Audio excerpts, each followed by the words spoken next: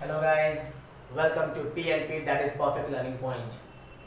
And today in this video we are going to talk about two topics about lines and angles. The topic is about vertically opposite angle and about linear pair.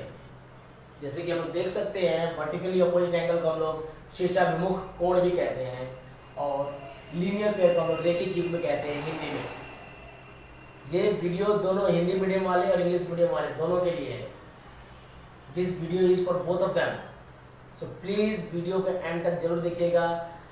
आपका ये concept बहुत आसानी से clear हो जाएगा about lines and angle. These are the very important topic that comes in examination. Class 7th में भी है, 8th में भी है और 9th में भी है। These are the important topic that you have to remember.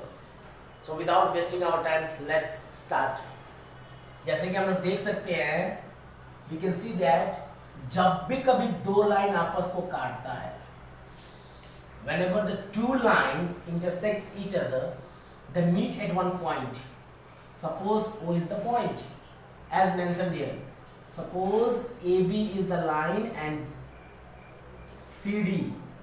These are the two lines that intersect at point O, जो आपस में एक दूसरे को कहाँ मिलता है, प्रतिच्छेद करता है O पे।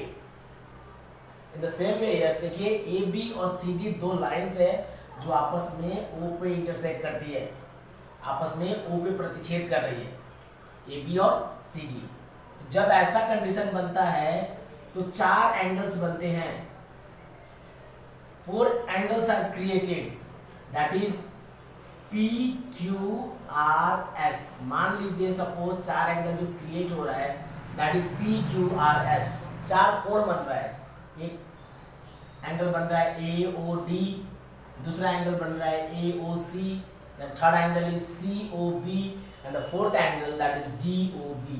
ये चार एंगल क्रिएट होता है। जब भी एक लाइन किसी दूसरे लाइन को इंटरसेक्ट करता है तो चार एंगल बनते हैं। इस चार एंगल में ये दो जो मेन टॉपिक वहां पे दिया गया है ये फॉर्म होता है, यानी कि whenever one line intersect the other line then angle P जो है वो एंगल R के बराबर हो जाएगा। इसको हम लोग बोलते हैं वर्टिकली अपोजिट एंगल। ये वर्टिकली अपोजिट एंगल कहलाता है, जिसको हिंदी में हम लोग शीर्षाभिमुख कोण कहते हैं। जब भी कभी एक लाइन किसी दूसरे लाइन को काटे तो सपोज यहाँ से अगर तीर चलाते हैं हम लोग, तो सपोज यहाँ से तीर चलाते हैं, जाहिर सी बात है यहाँ से निकलेगा। कहाँ से आपने चलाया और कहाँ से पार हुआ, आर पार के एंगल को। So, ये दोनों एंगल्स वर्टिकली अपोजिट एंगल कहलाएंगे। In the same way angle Q will be equal to angle S, angle Q will be equal to angle S, और Q का मतलब हो गया AOC, that is angle AOC equal to angle S का मतलब हो गया DOB, angle DOB। These two angles are equal and we call them vertically opposite angle. If suppose this angle is of 120 degree, अगर ये angle 120 का है तो ये एंगल भी आपका 120 का ही होगा। ये इसकी खासियत है। This are the properties. If this angle will be equal to this and the same way this angle will be equal to this, क्योंकि अगर ये 120 है तो सपोज दिस एंगल अगर 60 है तो ये भी 60 हो जाएंगे। That is angle AOC will be equal to angle DOB बोलिए या BOD बोलिए, both are same, the meaning are same. So ऐसे एंगल्स को हम लोग वर्टिकली अपोजिट एंगल बोलते हैं।